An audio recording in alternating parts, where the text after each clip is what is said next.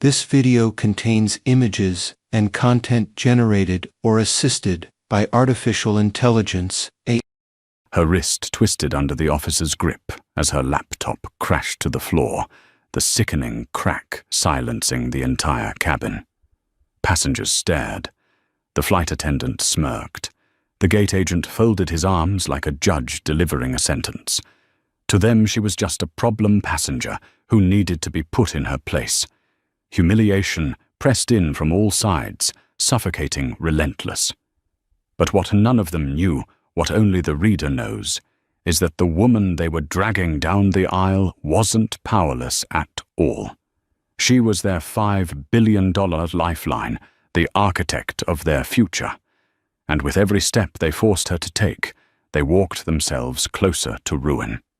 The air in Terminal 4 of JFK was thick with the smell of stale coffee and the collective anxiety of 100 delayed flights. Dr. Elena Sutton leaned her head against a support pillar, the rough paint a stark contrast to the plush leather of the boardroom she had just left. She was exhausted, not just tired. She was bone-weary down to the marrow. For the last 72 hours she had been in a locked-down negotiation, a marathon of spreadsheets, legal jargon, and high-stakes posturing. As the CEO and founder of Summit Equity Partners, she was the architect of a $5 billion deal. It was a complex, leveraged buyout of a smaller, innovative airline, Aerotech, which would then be merged with the legacy carrier Global Air Dynamics. This deal wasn't just big, it was transformative. It would save Global Air GAD from its slow decline and create the largest, most advanced airline in North America. And it was finally done. The ink was dry. All she wanted was to get home. She'd given her private jet crew the week off, expecting the negotiations to last through the weekend. This sudden resolution left her flying commercial.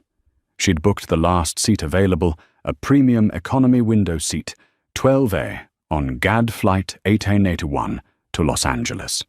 She didn't look like a woman who commanded a $90 billion equity fund. She wore black joggers, a simple grey hoodie from her alma mater, and designer sneakers that were built for comfort, not show. Her hair was pulled back into a simple, elegant bun. Anonymity was a luxury one she usually enjoyed. Today it would be a liability. The gate area was a mess. Flight 881 was delayed by 2 hours due to a late-arriving crew. The tension was palpable. A gate agent, a man in his late 40s, with a sour expression and a name tag reading Mark, was getting visibly frustrated. "We will board by groups. Do not crowd the podium," he snapped into the microphone. When they finally called her group, Eleanor shuffled forward, backpack slung over one shoulder. As she reached the podium, Mark snatched her boarding pass. He looked at the pass, then at her, then back at the pass. "You're in the premium cabin?" he asked, his voice dripping with skepticism. "Yes, 12A." Eleanor said, her voice tired but polite. Mark squinted at her. "Funny you don't look like a premium passenger." Eleanor froze. The microaggression was so blatant, so unnecessary, it took her breath away. She could have eviscerated him. She could have shown him the executive platinum million diamond-encrusted card that was sitting in her wallet. She could have asked for his manager, but she was so tired. "I just want to go home," she said, her voice flat. "May I have my pass back?" Mark grunted and handed it back, deliberately, brushing her fingers with his. "Whatever. Have a nice flight." As she walked down the jet bridge, she felt a burning sensation in her chest. It was the familiar sting of casual, everyday racism. It didn't matter that she was on the cover of Forbes last month. It didn't matter that her signature was worth $5 billion to the very company this man worked for. To him, she was just a black woman in a hoodie who didn't look like she belonged. She stepped onto the aircraft and was greeted by a flight attendant who looked as stressed as the gate agent. Her name tag read Brenda. Brenda gave Elena a plastic smile that didn't reach her eyes, pointed vaguely toward the aisle, and then turned back to her colleague to complain about the catering. Eleanor found her seat, 12A. She slid into the window seat, grateful to be out of the terminal. She stowed her backpack, pulled out a thick financial report, and closed her eyes, trying to find a moment of peace. The deal was done. The hard part was over, or so she thought.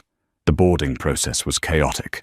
Passengers were arguing over overhead bin space, and the flight attendants were making half-hearted contradictory announcements. Eleanor kept her eyes closed, focusing on her breathing. She just needed to get through the next 5 hours. "Excuse me, you're in my seat." Eleanor opened her eyes. A man was standing in the aisle, glaring down at her. He was in his 50s, wearing a rumpled suit and wire of duty-free cologne. "I'm sorry," Eleanor said, sitting up. "My seat 12A, you're in it. Get up," he said, not as a request, but as a command. Eleanor, accustomed to de-escalating tense rooms, pulled out her boarding pass. "I'm 12A," she said calmly. "Perhaps you're 12C." "I am 12A." The man snapped his face, weening. He waved his own boarding pass, but not close enough for her to read. "Now move, sir. I'm sure we can sort this out. My pass says 12A. Could you please check yours again?" The man, let's call him. Mr. Caldwell puffed up. "Are you calling me stupid? I know my own seat. Flight attendant." He bellowed, waving his arm. Brenda, the flight attendant from the door, bustled over her face, a mask of annoyance. "What is the problem here?" "This woman is in my seat," Caldwell declared, pointing an accusatory finger at Elena. "And she's refusing to move." Brenda didn't even look at Elena. She looked at Caldwell, then at the empty aisle seat, 12B, and the other empty aisle seat, 12C. She turned her exasperation on the one person she felt she could. "Mom, you're holding up the entire plane. You need to move," Brenda said, her voice sharp. Eleanor held up her boarding pass. "My name is Eleanor Sutton. My seat is 12A. This is my pass. Could you please check this gentleman's pass?" Brenda snatched the pass from her hand. She glanced at it, then at Mr. Caldwell. "Sir, can I see your pass?" Caldwell flashed his pass. Brenda squinted at it. A flicker of uncertainty crossed her face, but it was replaced by hardened resolve. She had already chosen her side. "Meto Mom," she said, her voice dripping with a sickly sweet, condescending tone. "It seems your pass has you in 12C. This gentleman is in 12A. Eleanor's blood ran cold. It wasn't a mistake. It was a lie. "No," Eleanor said, her voice losing its tiredness and gaining a steel edge. "That is incorrect. My pass says 12A. I am not moving. Please get your purser or the gate agent to scan both passes." Brenda's eyes narrowed. The polite, tired woman in the hoodie was gone, and in her place was someone giving orders. Brenda didn't like that. "Mum, I am not going to argue with you," Brenda said, her voice rising. "You are causing a disturbance. You either move to 12C, or you will be removed from this flight." The other passengers were watching now. Phones were emerging, though not yet recording. People were muttering. "Just move," someone whispered from behind. "I am in the seat assigned to me."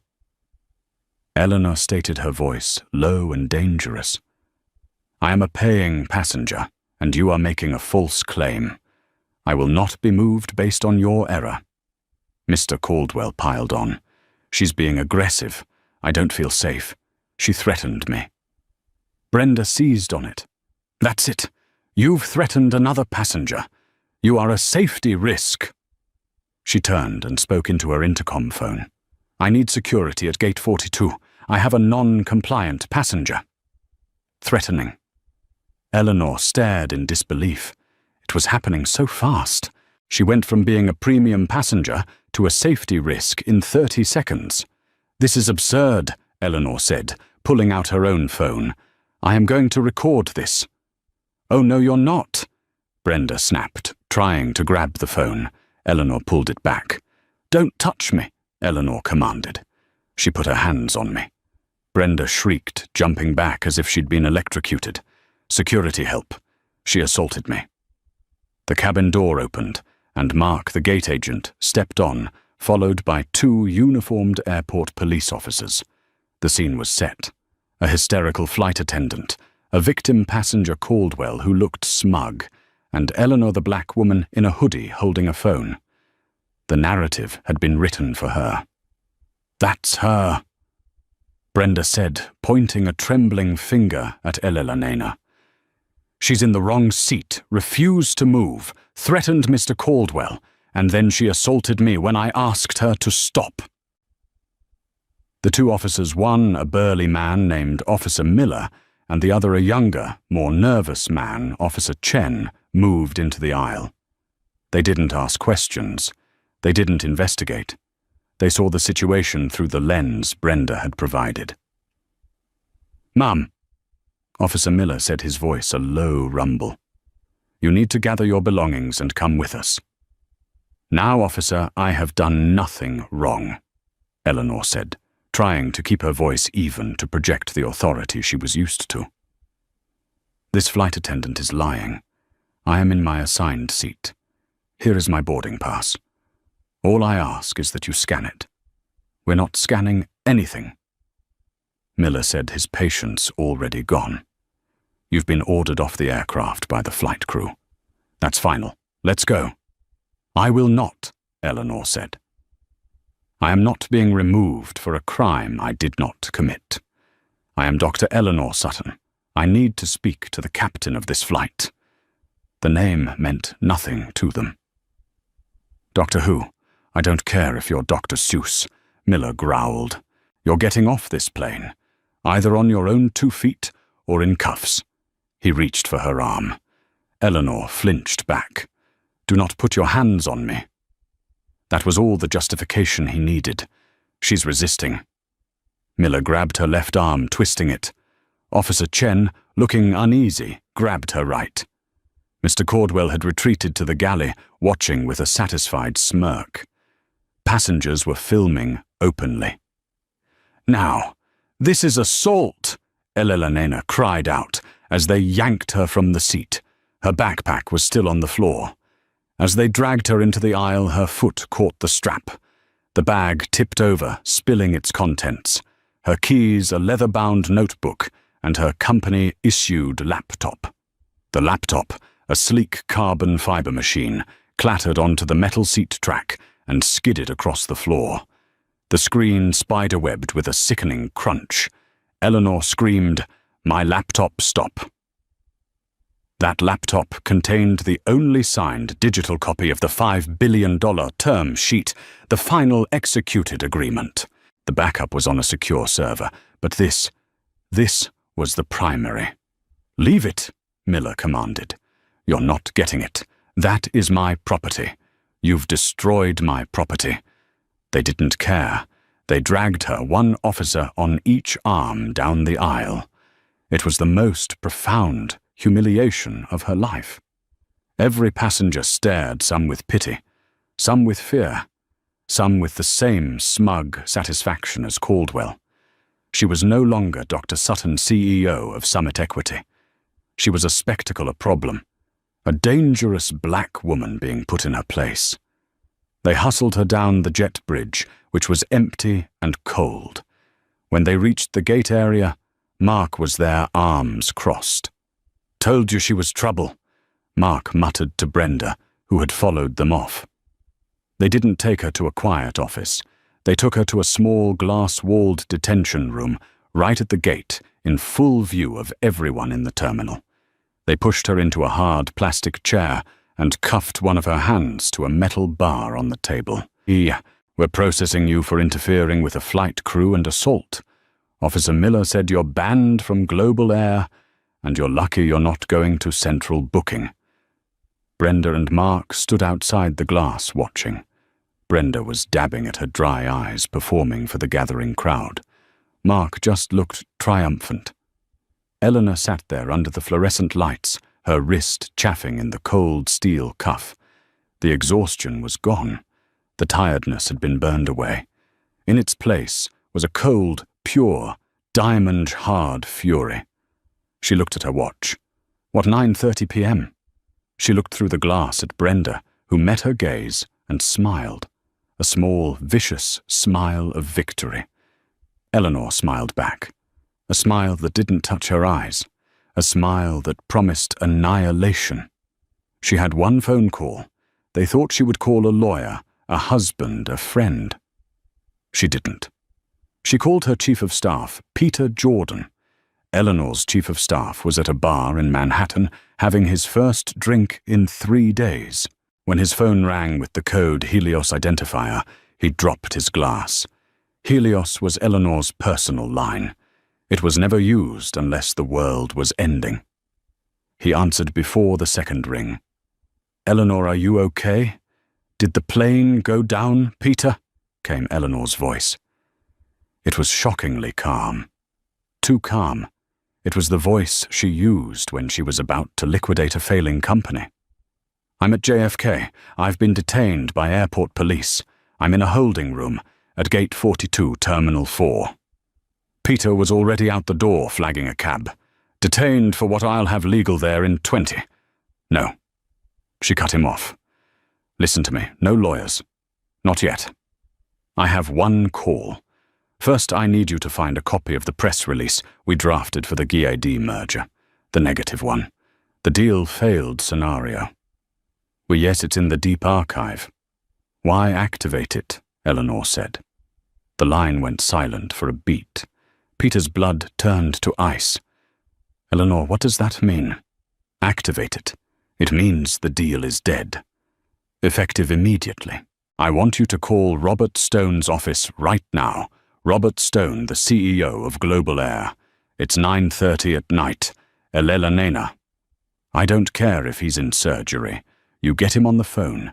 You get the entire GAD executive board on the phone. Tell them Dr. Sutton has invoked Article 14b of the term sheet. Article 14b, the catastrophe clause.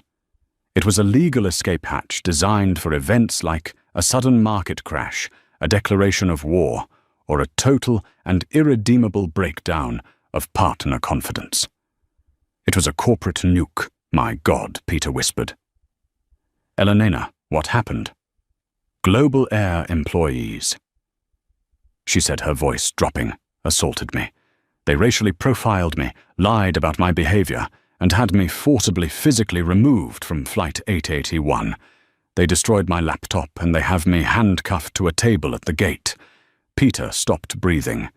The deal is dead, Whitner. "But that's not all. I want you to initiate the Red Protocol." "Dump it all." Red Protocol. Peter was horrified. "Eleanor, that's our entire holding in GAD. That's a 7% stake. It's over $900 million. We'll flood the market. The stock will collapse.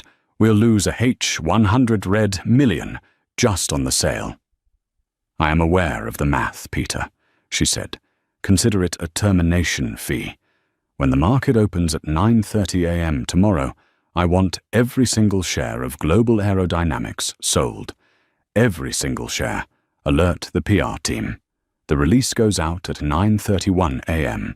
Title Summit Equity Divests from Global Air. Cites critical operational failures and liability concerns. Jesus. Okay. I'm on it. I'll get legal to you. After you do that," Eleanor interrupted, "you will charter a plane. Get me out of New York and Peter. Yes, find out who the CEO of Aerotech is, the company we were going to buy for GAD. Get him on my calendar for tomorrow, 10 dwacs. Click." Meanwhile, in a high-rise in Chicago, Robert Stone, CEO of Global Air Dynamics, was clinking a glass of $500 on a bottled champagne with his wife. To us, he toasted to the merger. To saving this god-forsaken company, his phone buzzed. It was his executive assistant, Sarah. Frantic, he sighed and picked up. "Sarah, it's 9:30. This had better be important." "Sir." Sarah's voice was thin and ready. Summit Equity is on the line. Peter Jordan, he says. He says Dr. Sutton has invoked 14B. He says the deal is dead. The champagne glass slipped from Robert's hand, shattering on the marble floor. What, he choked. That's impossible. A joke. The deal is signed. We're celebrating. Get Jordan back on the line. Get Sutton on the line. That's the other thing, sir, Sarah said, her voice cracking. Mr. Jordan says Dr. Sutton is unavailable. She's currently in a detention room at JFK at our gate. Robert Stone's world tilted. He didn't know the details, but he didn't need to. The single most important woman in his company's future was at that moment in the custody of his people. Get me the station manager at JFK, he roared, fumbling for his coat. Get me the head of airport security. Get me the mayor. Find out what happened and find her. David Chen. The JFK station manager for Global Air was 10 minutes from the end of his double shift when his phone exploded with a call from the CEO's personal line. He had never spoken to Robert Stone in his life. Mr. Chen Stone screamed, his voice distorting the speaker. What in God's name is happening at your station? You have Dr. Eleanor Sutton in custody. The Eleanor Sutton who? David asked, his mind blanking. Sir, I have no. Wait the incident on 881. The disruptive passenger. She is not a disruptive passenger, you idiot, Stone shrieked. She is our $5 billion partner. She is the merger. You fix this. You fix this now. You get down there. You get her on a private jet. You kiss her feet. I don't care.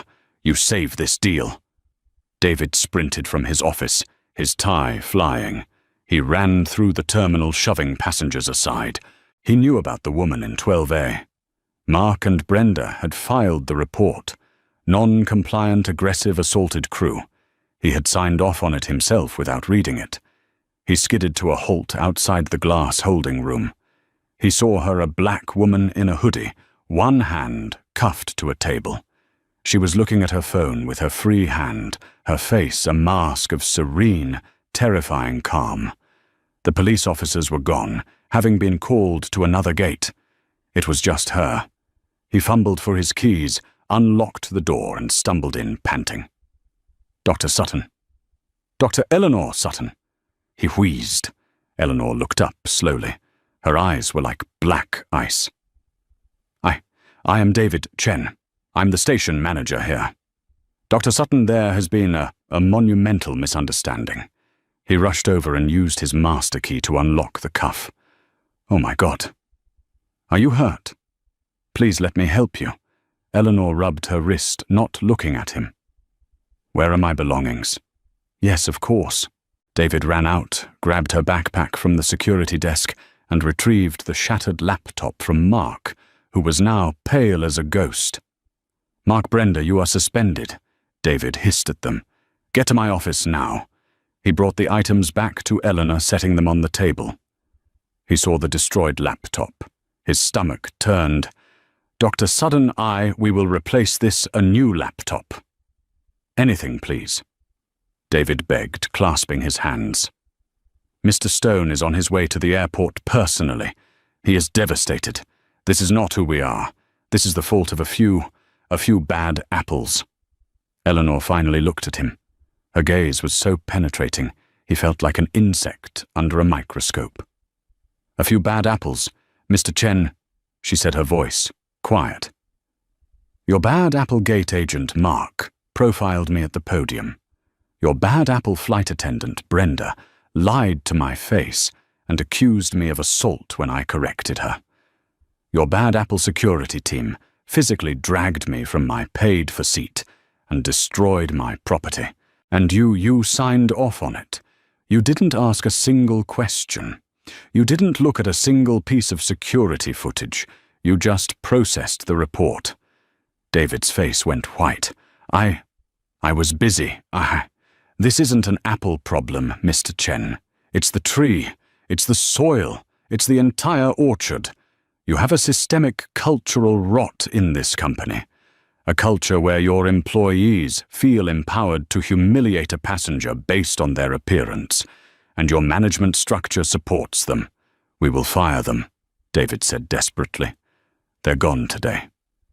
You don't get it, Eleanor said, standing up. You're not firing them because they're prejudiced. You're firing them because I'm rich. That's the problem. You're not sorry for what you did. You're sorry for who you did it to. A man in a sharp suit, Eleanor's lawyer, appeared at the door. Behind him, 2 private security guards. Dr. Sutton, the car is ready, the lawyer said. Eleanor slung her backpack over her shoulder, leaving the broken laptop on the table. Please, David pleaded, blocking her path. Dr. Sutton, Eleanor, what can we do to save the deal, Mr. Stone? The company, this will ruin us. Eleanor paused at the door. She looked back at the station manager, a man whose life was unraveling in real time. The deal, she said, as if just remembering it. The deal is dead. My firm is divesting its entire position in your company at market open tomorrow. That's $900 million in sell orders. I'd advise you to call your personal broker.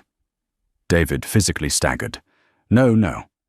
$900 million that will trigger the stock will be worthless. Yes, Eleanor said. As for what you can do, you can find Brenda and Mark. Tell them what you've done. Tell them they didn't just lose their jobs. They just cost your company $5 billion. And then you can go update your resume. I suspect Robert Stone will be looking for a scapegoat, and you're the most qualified candidate I see. She walked out into the terminal flanked by her security, leaving David Chen standing in the detention room, a vacuum opening in his stomach. The financial apocalypse was coming. The next morning at 9:29 a.m., the pre-market for Global Air Dynamics, ticker GA, was stable. The financial world was still giddy about the merger. Analysts were predicting a 20% jump. At 9:30 a.m., Peter Jordan executed the Red Protocol. A single sell order for 45 million shares of JAD, valued at just over $900 million, hit the market. It was a market order, meaning sell at any price. The high-frequency trading algorithms caught it first. A sell order that massive could only mean one thing: catastrophe, a scandal, a bankruptcy. Within 3 seconds, automated systems dumped billions more in GAD stock to get ahead of the crash. By 9:31 a.m., when Summit Equity's press release hit the wires, the stock had already been halted, having dropped 62%. The release was brutal. It was pure corporate legal savagery. Summit Equity Partners has terminated its 5B financing agreement with Global Air Dynamics, citing a comprehensive review that revealed critical and systemic operational failures, significant cultural liabilities, and a complete loss of confidence in JD's executive management and internal controls. Summit has divested 100% of its position in the company. It was a kill shot. Operational failures and cultural liabilities were code. The entire market knew instantly that this wasn't about numbers. It was about a scandal. The business press went insane trying to find the source. Robert Stone was in the Gardaí war room, watching his company's value evaporate on a giant screen. He had been there all night. He had flown to JFK. But Eleanor was long gone. He had gravelled to Peter Jordan on the phone, offering private jets, public apologies, his own resignation. Peter had simply replied, "Our decision is final. Please direct future correspondence to our legal department." Now the board was on a conference call and they were screaming. "Robert, what is this?" yelled Judith, the head of the board's finance committee. "A customer service incident. You let a $5 billion deal die. You've bankrupted us over a seat dispute. It was 2 employees," Robert stammered. "It was you, Robert," Judith roared. "We just got the footage from airport security. We saw it. We saw her. We saw them assault her. We saw them break her property. And your station manager cuffed her. This is negligence on a scale I have never seen the lawsuits alone. But this divestment is cool, Robert pleaded. I'll fly to LA. I'll get on my knees. You'll do nothing, Judith said, her voice cold. The board has convened. Robert, you are terminated, effective immediately. Security is on its way to your office. Do not touch anything. You are a critical liability. Robert Stone dropped the phone. He was ruined. But the story wasn't over. Eleanor Sutton wasn't just a woman who held a grudge. She was a CEO, and a shark that smells blood doesn't just swim away. It hunts. At 1000 a.m. in her LA office, dressed in a sharp black power suit, Eleanor sat down for a video call. On the other end was Alex Dean, the young, brilliant CEO of Aerotech. Alex looked like he hadn't slept. Dr. Sutton, I don't know what to say. The deal is dead. Gay is imploding. We're ruined. We were counting on this. Calm down, Alex. Eleanor said, her voice warm for the first time in 48 hours. Your deal with Global Air is dead. You're right. But your company is sound. Your tech is brilliant. Your logistics platform is the future. It doesn't matter, Alex said, running his hands through his hair. Without the Gay demerger, we don't have the capital to scale. We're finished. No, you're not, Eleanor said. She leaned forward. That $5 billion is in financing. It's still in my fund. It's earmarked for aviation. GAD's failure to perform doesn't change my thesis. Alex's eyes went wide. What are you saying? This was the twist, the real karma. I'm saying I'm not interested in buying you anymore, Alex. I'm interested in backing you. I'm not offering you an acquisition. I'm offering you a $5 billion investment direct from Summit. We're not going to save Global Air. We're going to replace them. Alex was speechless. This was 100 times better. He wouldn't be a division manager at GAD. He would be the CEO of the best-funded, most aggressive new airline in the world. We will take their routes, Elena continued, her voice like silk. We will take their landing slots as they default on them. We will hire their best pilots and engineers as they flee the wreckage. That $5 billion was meant to save an old, broken, prejudiced company. Instead, we're going to use it to build a new one. One built on respect, efficiency, and my bottom line. Yes, Alex whispered, a slow grin spreading across his face. Oh yes, absolutely, Dr. Sutton. You are incredible. Eleanor smiled. I'm not. I'm just a good businesswoman, and I don't like my partners assaulting me. Now let's get to work. We have an airline to bury. The end of a corporation is not a sudden event. It is a slow, agonizing bleed-out followed by a feeding frenzy. 18 months after Dr. Eleanor Sutton's Red Protocol, the final rites for global aerodynamics were read in the sterile beige confines of the U.S. Bankruptcy Court for the Southern District of New York. The courtroom was packed not with family, but with creditors' lawyers in dark suits representing fuel suppliers, aircraft lessors, bondholders, and pilots' unions, all gathered like crows to pick at the carcass.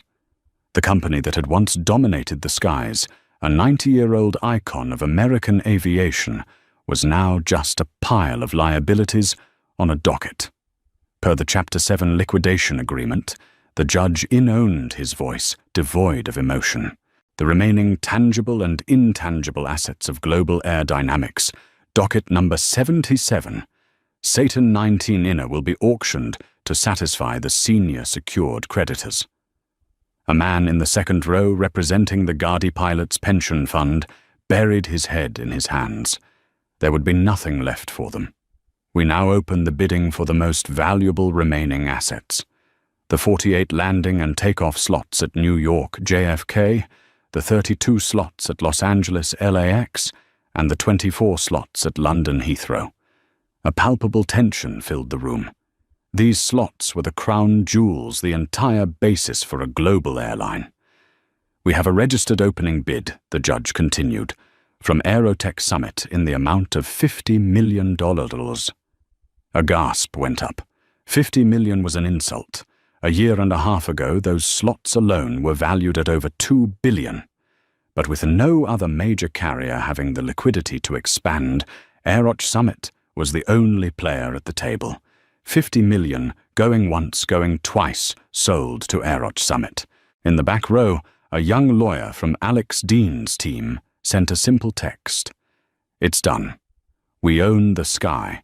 The final item was the GAD brand itself. The logo, the trademarks, the website domains. "Do we have any bids for the intellectual property of Global Air Dynamics?" the judge asked, shuffling his papers, eager to be done. Silence. No one wanted it. The brand was toxic, a byword for failure, discrimination, and collapse. "Very well," the judge said, "the brand is declared worthless and will be remanded to the public domain. This corporation is, as of 11:04 a.m., officially dissolved. We are adjourned." It was over. 30,000 jobs, a century of history, deleted by a gavel, all because a gate agent and a flight attendant decided to flex their little muscles on the wrong woman. The karma that rained down on the individuals was not a single lightning strike. It was a slow drip poison, a daily, hourly reminder of their failure. Robert Stone, the disgraced former CEO of Global Aerodynamics, was a phantom. His golden parachute had been clawed back by the bankruptcy court to pay creditors. The shareholder lawsuits had personally bankrupted him. He had gone from a titan of industry, a man who gagged with senators, to an untouchable. He was sitting in the dark, panelled bar of the Capitol Grill in Manhattan, a place where he used to command the corner booth. Now he was at a small tube-top by the kitchen door, nursing a club soda. He had been waiting 45 minutes. Finally, a man named Marcus, a former VP under Stone, who had jumped ship early and landed at a rival airline, walked in. He looked physically uncomfortable. "Bob," Marcus said, not sitting down. "I can't stay." "Marcus, please." Robert begged, his voice thin. "Just 5 minutes. I have a proposal, a consulting gig. You're expanding in Asia. I have contacts." "Bob, stop." Marcus said, his voice low. "You can't be seen here. I can't be seen with you. What are you talking about? We've known each other for 20 years. And I'm sorry for that. But you're not just Bob anymore. You're Stone. You're the GAD failure. My God, man. The Harvard Business Review just published a 40-page case study on you. The $5 billion seat change. It's required reading for our management trainees on what not to do. They're calling the Sutton incident the single most expensive customer service failure in modern history. Robert's face went slack. A case study. They're teaching your failure to first-year students, Bob. You're not a person. You're a cautionary tale. I'm sorry. I have to go. Marcus turned and walked out. Robert sat there, invisible. He motioned for the check. The bill was $4,950. He pulled out his wallet, fumbling, and realized he only had $2 in cash. He'd been living on the dregs of a debit account. He looked at his Platinum Amex, the one he'd used to buy $10,000 dinners. He handed it to the waiter. A minute later, the waiter returned, looking embarrassed. "Sir, I'm terribly sorry. This card has been declined." The humiliation was absolute. Robert Stone, the man who once ran a 20 billion company, couldn't buy a club soda. He pushed the $2 onto the table and walked out of the restaurant, his footsteps silent, a ghost evaporating into the afternoon crowd. For Brenda and Mark, the reckoning was more mundane and somehow more brutal. Brenda, fired for gross misconduct and actions leading to catastrophic corporate loss, had discovered that the airline industry is a very small, very insular world. Her name flagged on a do not hire list that was quietly shared among all major carriers meant her career as a flight attendant was over. She now worked at the food court in the Roosevelt Field Mall on Long Island. Her uniform was a polyester polo shirt, a paper hat, and an apron perpetually stained with Sparrow pizza sauce. Her job was to wipe down tables empty, overflowing trash cans and tell teenagers to stop vaping near the pretzel stand. She was in the break room, a windowless cinder block room, when a small TV in the corner, tuned to a local news station, cut to a commercial. It was a new ad for Aerotech Summit. Bright, energetic, and impossibly glamorous. Young, smiling, diverse flight attendants walked through a sun-drenched, futuristic terminal. They looked happy. They looked proud. The tagline in Eleanor Sutton's own voiceover was simple: Aerotech Summit. We believe getting there should be as good as being there. Brenda felt a hot, acidic rage build in her throat. That should be her. That was her life stolen by that woman in the hoodie. Her break ended. She walked back out into the cacophony of the food court, the smell of grease and cleaning fluid clinging to her. She saw him. It was Mark. He wasn't a night shift guard. His fate was more public. He was a mall security officer. He wore a uniform one size too large, a heavy belt of useless gear, and a look of permanent, defeated exhaustion. He was standing by the escalator watching a group of kids for shoplifting. He saw Brenda at the same time their eyes met. 2 years of shared history of whispered conversations and shared panic of, we'll be fine, they can't fire us, turning into, oh my God, we're ruined, passed between them in a single toxic glance. Brenda marched over to him, grabbing a dirty rag in her hand. Look at you, she sneered, her voice a low hiss. Look at you. Mark shot back his face, flushing red, smelling like old pepperoni. Classy. This is your fault. She spat. All of it. If you hadn't opened your big, stupid mouth at the gate, you don't look like a premium passenger. Who the hell are you, the fashion police? You just had to provoke her. Me, Mark, was sputtering. I didn't do anything. You were the one on the plane.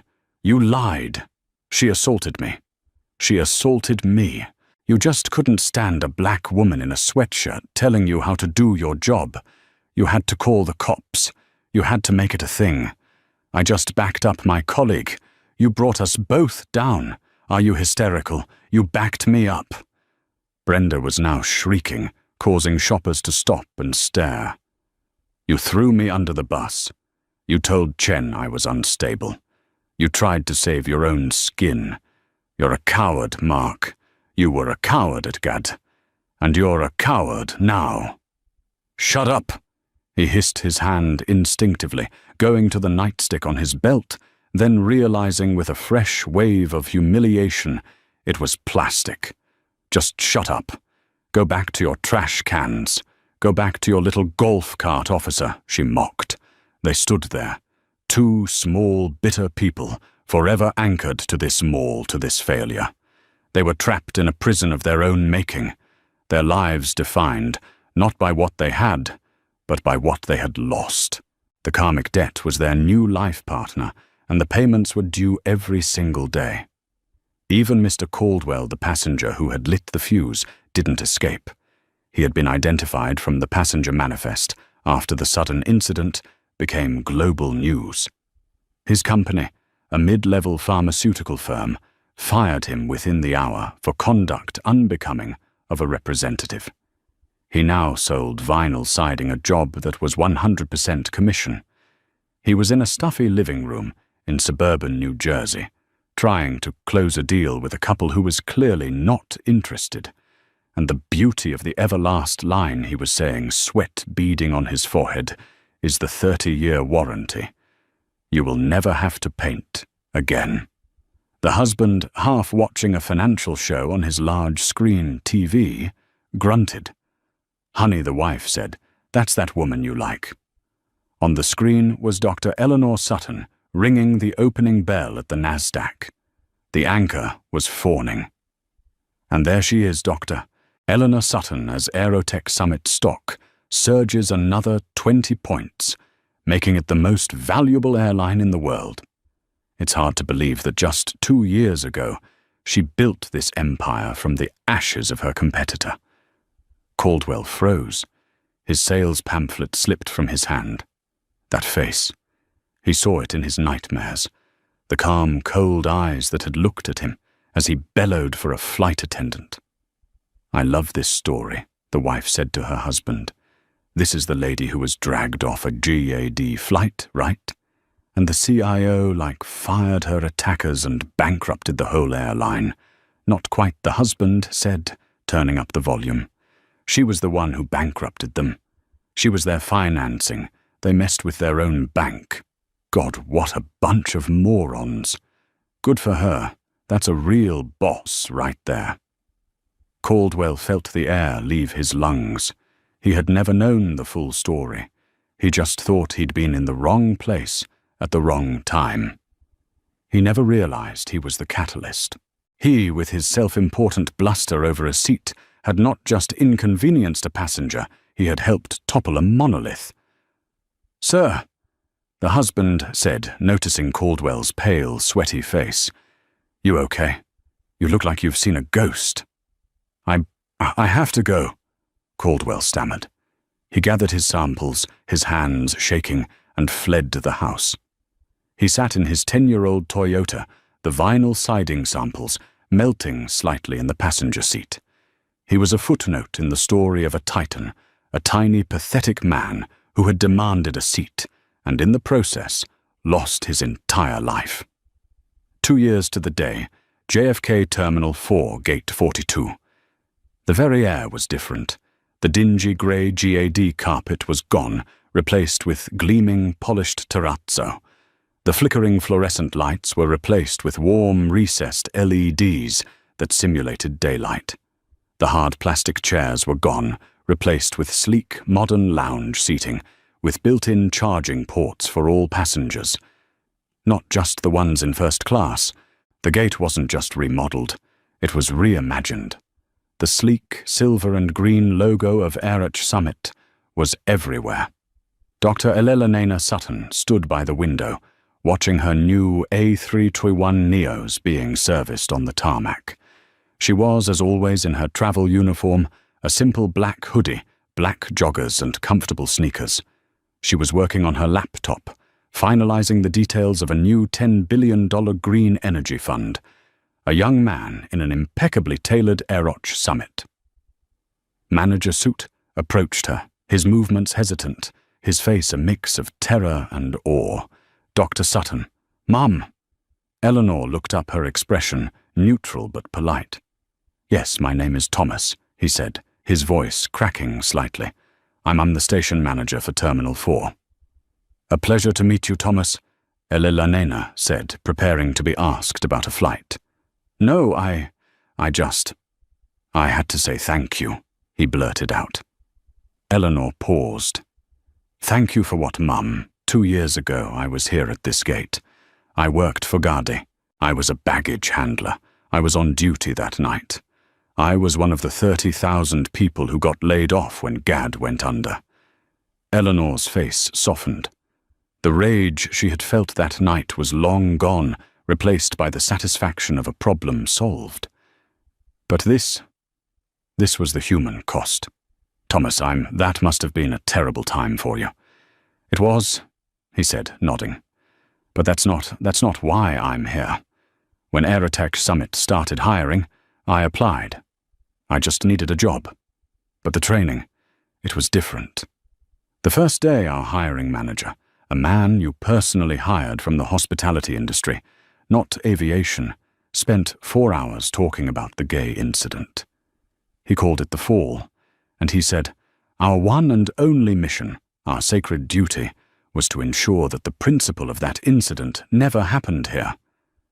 He said, "Your motto was, 'Dignity is not a perk, it is the price of a ticket.'" Eleanor had not known this. A small, genuine smile touched her lips. "I worked my way up," Thomas continued, his voice gaining confidence. They really promote from within. They listen. My ideas for a better baggage tracking system. They implemented it. And last month they made me station manager of this terminal, the very place where it all went wrong.